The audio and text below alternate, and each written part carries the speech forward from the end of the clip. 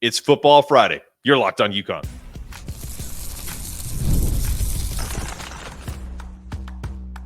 You are Locked On UConn, your daily podcast on the UConn Huskies, part of the Locked On Podcast Network, your team every day.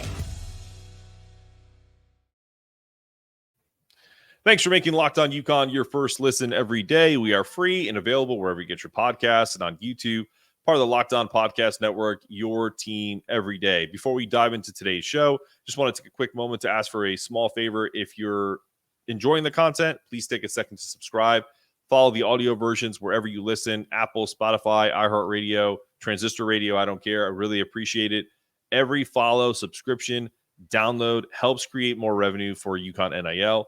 Locked On UConn is donating 10% of all revenue to Bleeding Blue for Good. So by supporting this show, you're directly supporting the UConn athletic program. Thank you for being a part of this community. Today's episode is brought to you by FanDuel. Place your first $5 bet and you'll get started with $200 in bonus bets guaranteed. Visit FanDuel.com to get started. Okay, as always, we bring in our gentlemen from the TNT podcast, national podcast, Bobby Wilson and P. Callen. Gentlemen, I was in the hospital having a baby, not physically, but with my wife, and I got to watch an incredible Saturday night of football with a 48-14 win over FAU. So let me get right into it. What was the most impressive thing about this win? Pete, your thoughts? Just how we hit them in the mouth and how often. And how it kept coming back over and over and over. It was just, I haven't seen a dominant offensive performance like that from us in a while, combined with a defensive effort that we put on the field like we did in a long time. It was a total team bludgeoning of another team that was supposedly on our level. And we basically, at least on that Saturday, showed that they weren't. Yeah, no, I totally agree. It wasn't that I was surprised. It was more just, now granted I had been up for almost, 24 hours. So I was a little delirious, but at the same time, I was just like, wow, this is bleary eyed, pretty awesome to watch. Bobby, in that same mold, did UConn establish their identity in this game? Because I felt like they had a plan, executed it, and didn't deviate from it at all. I think they definitely did. You could tell, obviously, that the focus was, hey, we're going to run the football on these guys. FAU has a solid secondary. So we took advantage of where we saw their weaknesses from a defensive standpoint, and we did exactly whatever we wanted to do. I mean, you don't run for 421 yards and not prove a point, obviously. Right. I think moving forward is going to be I don't want to say a lot of the same, because obviously we'll game plan to certain things and work things out in that way. But our offensive line really proved, and I think they established a real identity here of just being a great group of maulers that we have on our hands. And I actually talked to somebody high up in the draft process, and they said, in particular, that Chase Lunt is approaching a top 10 tackle prospect for the draft this coming year. So it's something to be excited about right there. Yeah, absolutely. I was incredibly impressed with their offensive line. I also, to kind of use Pete's terminology from his first comment, which was, you kind of punched them in the mouth. The defensive side of the ball was equally as impressive. Obviously there's obviously you're going to say we go right to the 420 yards rushing, because that's insane. The quartet of running backs that was used, and Nick Evers as well. But Pete, talk about the defensive effort of essentially just, you said it, you punch them in the mouth, but they really didn't allow FAU to breathe. It was there was no hope. You know what I mean? Like, I had a coach who used to say, when you have someone down, you step on their necks. And that's exactly what UConn did. Talk to me about the defensive effort.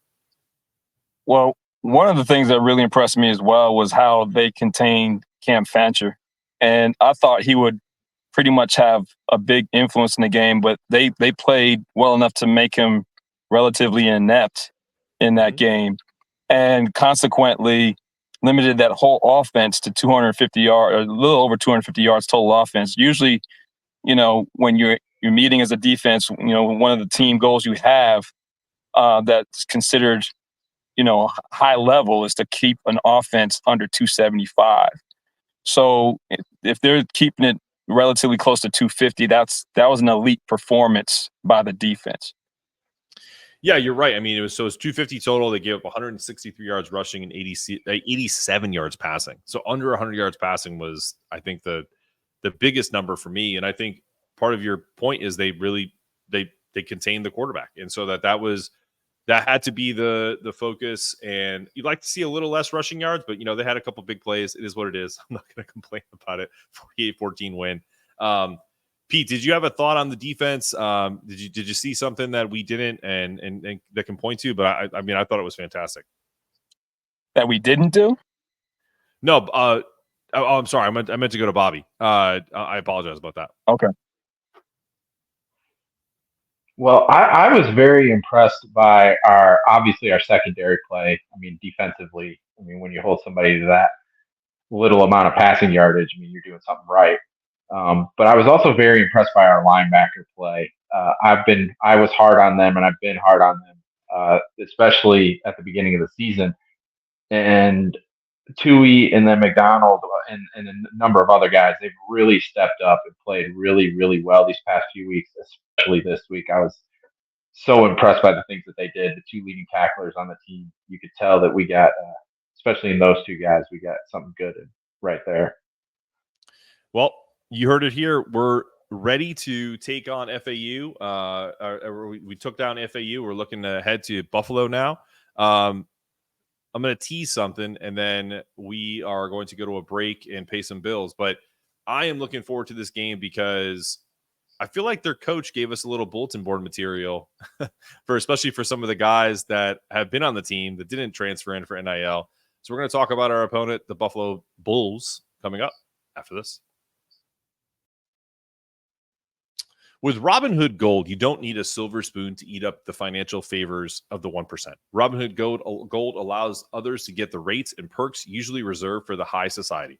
Now, the resourceful individual at Robinhood Gold can earn the very liberal rate of 4.5% APY on universal uninvested cash, received unlimited 1% deposit bonuses, and be rewarded with a handsome 3% retirement boost on an IRA account. Robinhood Gold provides the privileges of a high net worth for any net worth.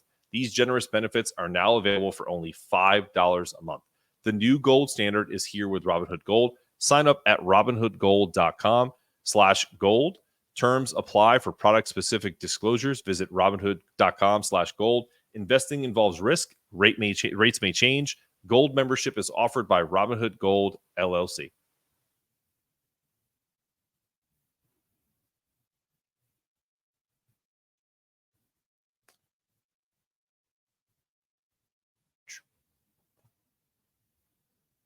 This episode is brought to you in part by Home Field Apparel. And let me tell you, their gear is so comfortable. When I was preparing my overnight bag ahead of time for my wife's stay in the hospital as we had our baby, I realized I was missing some clothes and being like, where's my sweatshirt? Where are the joggers I was going to wear? It turns out I packed all of my home field gear because I knew I'd wanted to be comfortable for the entire stay. Like this UConn football shirt I'm wearing right now.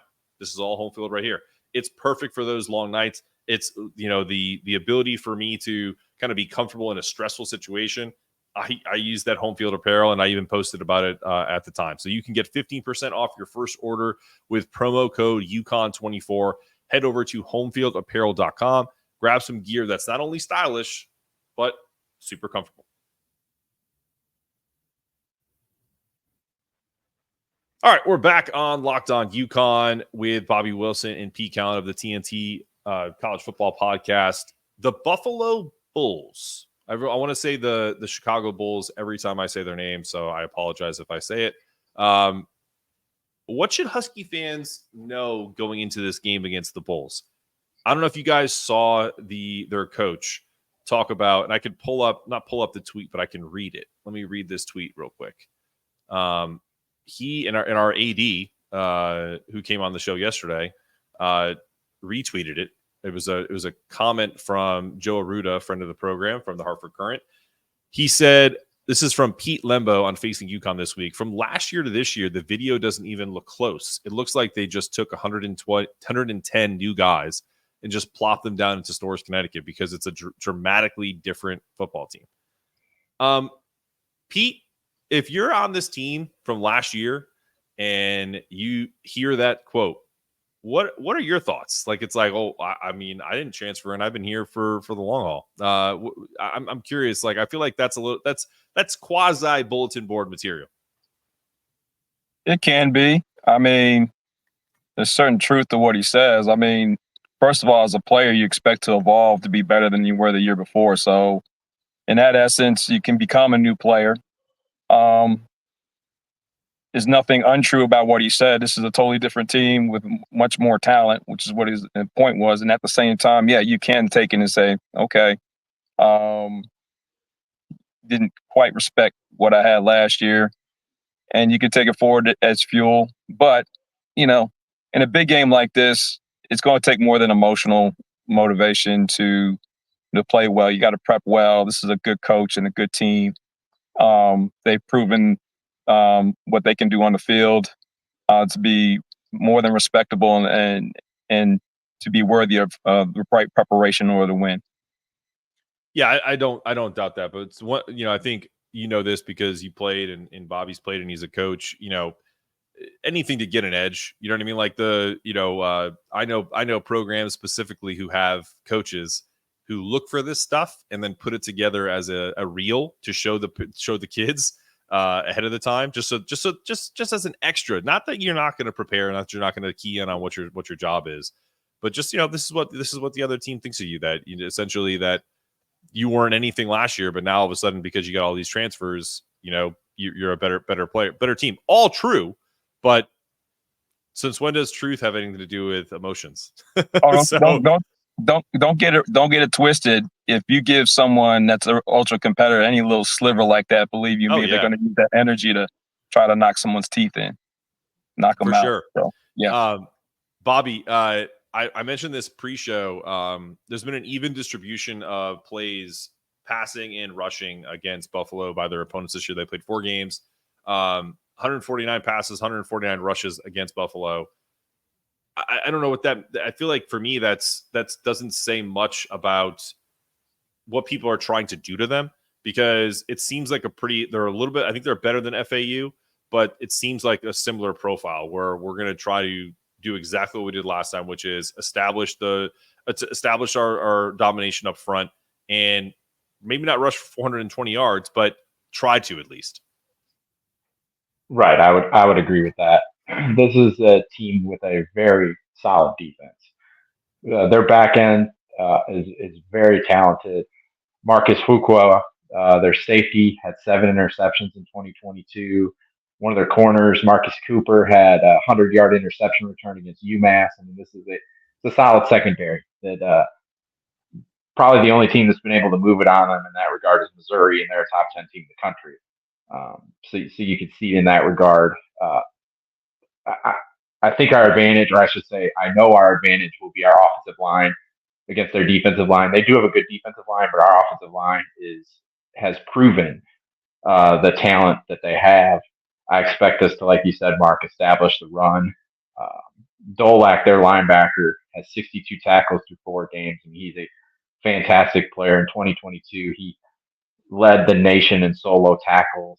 So that guy is always around the football. I know Jim Mora made that comment in a press conference earlier this week.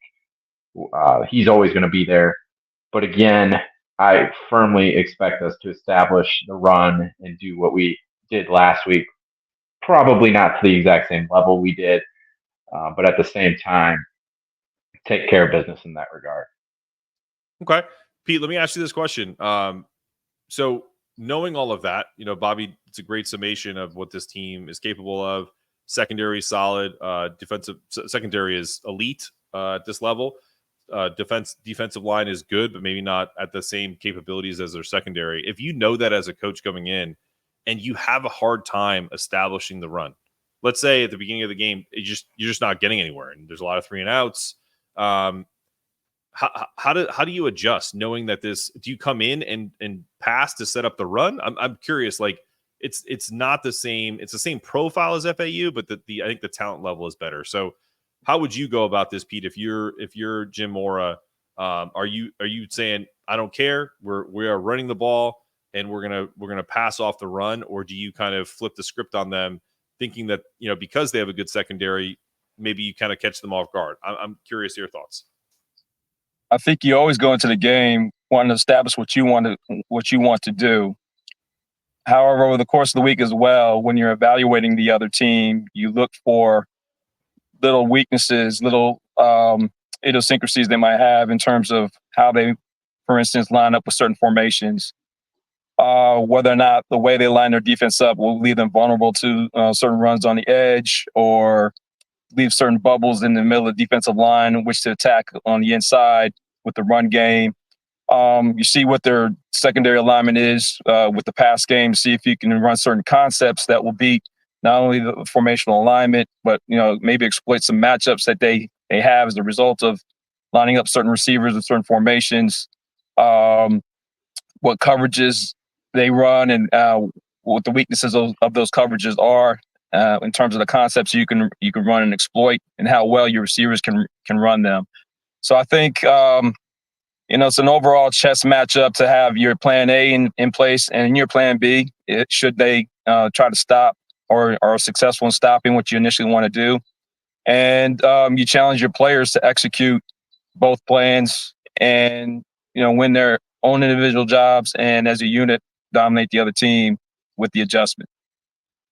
Bobby, same question. You're a coach. If you were going into this game knowing what you had to do against this Buffalo team and knowing where their strengths are, I know some coaches and some players, depending on the sport, will go after a strength early because it may actually be the time to do it, so to speak, right? Where it's the beginning of the game. Maybe they're I for whatever reason, I don't have any data behind this, but going after strengths early can sometimes help open things up later.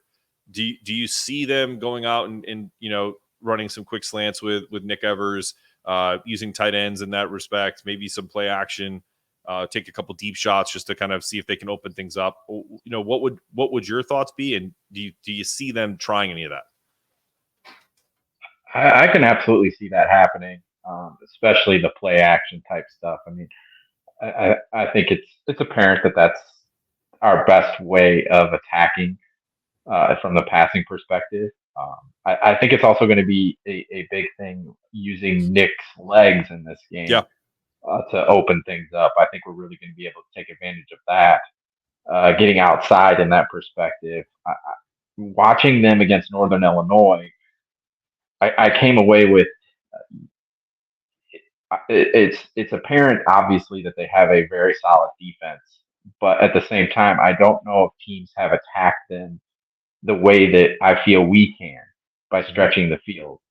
Taking Missouri aside, we won't talk about that one just because of the level of competition. But against the teams that are quote unquote more at their level, I could see teams hesitant to attack in certain ways that I feel we, especially what we've shown the past few weeks, aren't going to be hesitant to do that. And I think that that's going to potentially stress them on a defensive side in a way that they haven't been yet this year. Okay. You mentioned Nick Evers. Well, we're going to take one last break and come back and talk about, has Nick Evers shut up his haters, people who are questioning whether or not he should be starting, myself included, and also get some predictions from the boys coming up after this.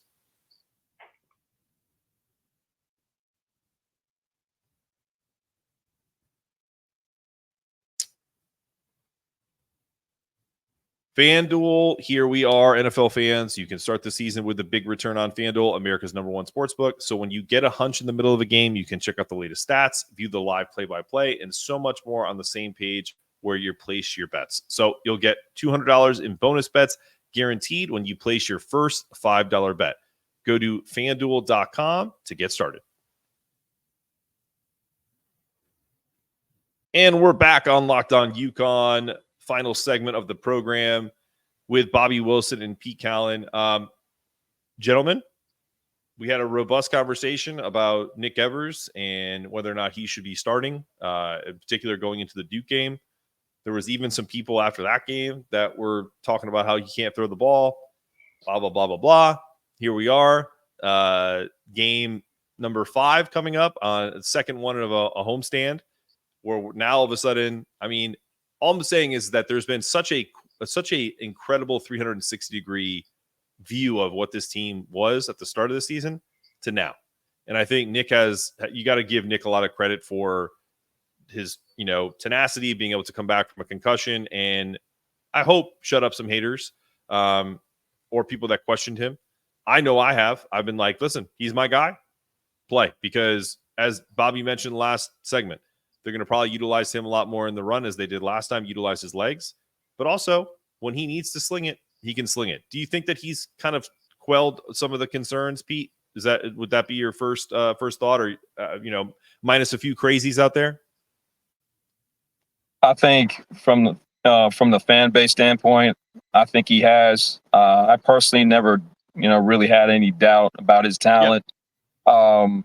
It was just a question of protecting him when we wanted to keep him out of Duke. But I think he's clearly shown what he's capable of doing in terms of creating plays, matchup nightmares for defenses in terms of being that 11th guy in the run game, and making the offense notch up to another gear.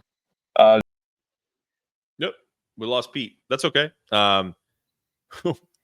Pete, to give context, Pete's in like down in Charlotte or something like that area, and the tropical storm is coming through.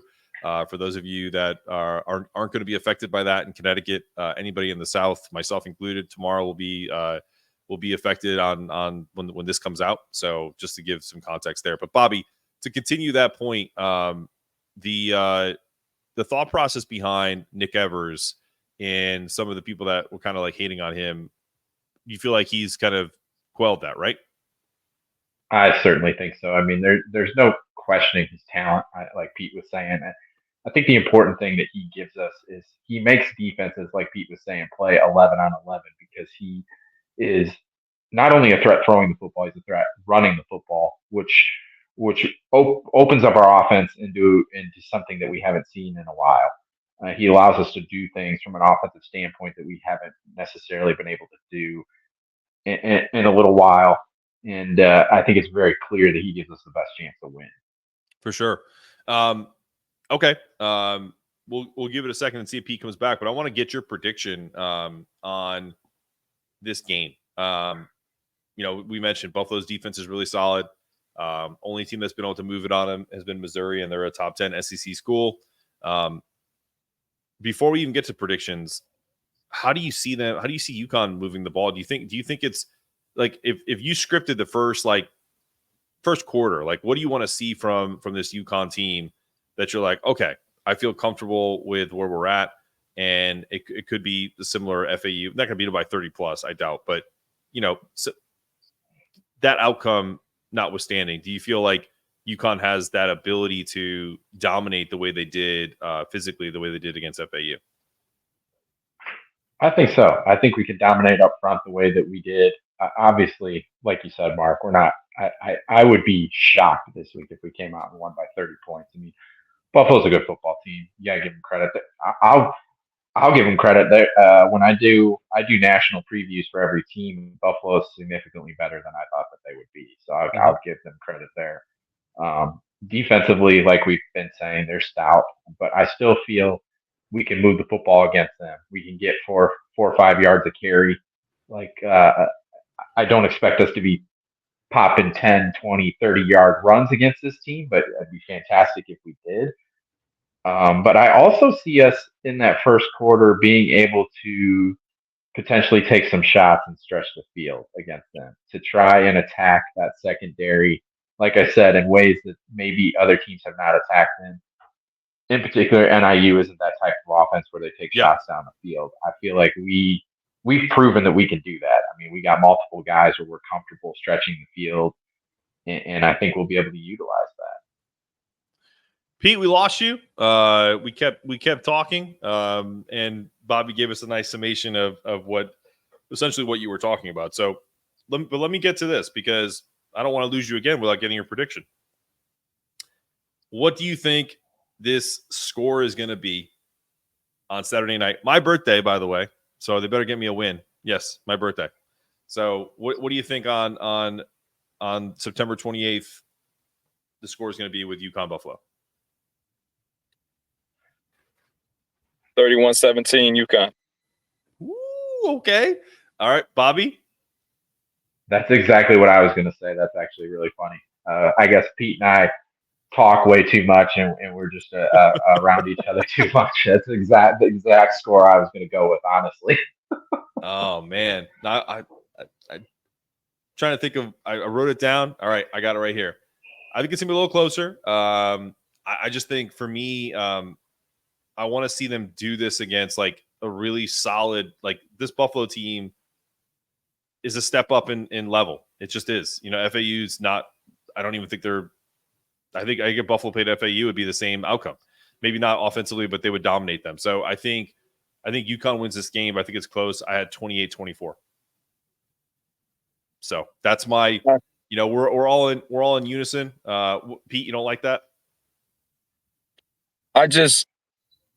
My eyes just telling me if we play with the same intensity, preparation, and execution we did against FAU, I like our matchups against them.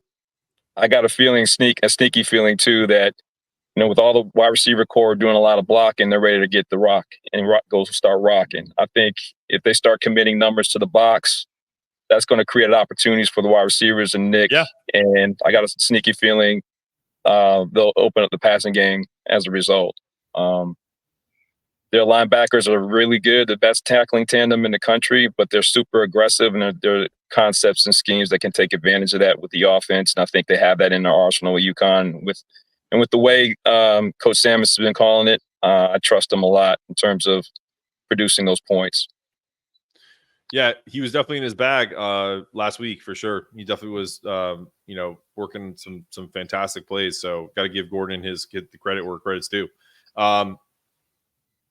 I honestly, the only reason why I think it's going to be closer than what you guys are saying is, and I appreciate the point, Pete, is just it's like trust but verify, right? You know, like I think Nick Evers can throw the ball. I think he can get it done when forced to. Like if they're going to put 7-8 guys in the box, like you mentioned, and say, all right, you're not going to rush for 400 yards on us, and it's got to be on Nick. Then I think personally, I would love to see Gordon Samus like spread them out and then do some design QB runs that looks like it's a pass, but it's really really designed, not even an RPO, but just like out of the box. Like if you really want to establish the run, kind of make sure that you're kind of spreading this team out. And if they show blitz, then there's maybe like an emergency outlet where you're hitting Skyler or Sheffield or someone to kind of to break out of it, to audible out of it. But that would be my preference. But we'll see. We'll go from there. Bobby, last word before we jet out. Do you feel what do you feel like you have to? We know what you guys think. It's about 31-17. If it starts off this game and it's not going exactly the way you guys think, do you think that it's going to be because of turnovers, or do you think it's just going to be because, as you mentioned, Buffalo's a pretty good team, where they're more they surprised you a little more than you thought? Like, do you think that there's going to be any elements of that, or if they want Nick Evers to open it up and maybe he turns it over, are we in trouble? In other words. I don't think we're in trouble necessarily from that perspective, because I don't trust Buffalo's offense against our defense. I think our defense that's fair. Stepped up and played well. I mean, obviously, if you turn it over in bad situations inside the red zone or close to that, obviously. But I feel like our defense can really do things against Buffalo and make some really good plays against them. I think we'll be able to force some turnovers on our end from the defensive perspective. I think if we start slow, it's because Buffalo's defense is talented. That's what I firmly believe. But if that does happen, we don't, Husky Nation, we don't need to overreact. Just take a deep breath. We'll be okay. On that note, that's today's show. Make sure you subscribe, follow wherever you're listening to the podcast. Make sure you subscribe to Bobby and Pete's TNT College Football Podcast. Thanks again for being a part of Locked On UConn. I'm your host, Mark Zanetto, asking you to stay locked in. For Bobby Wilson and Pete Callen, make sure your toughness meter is rising. And as always, go Huskies.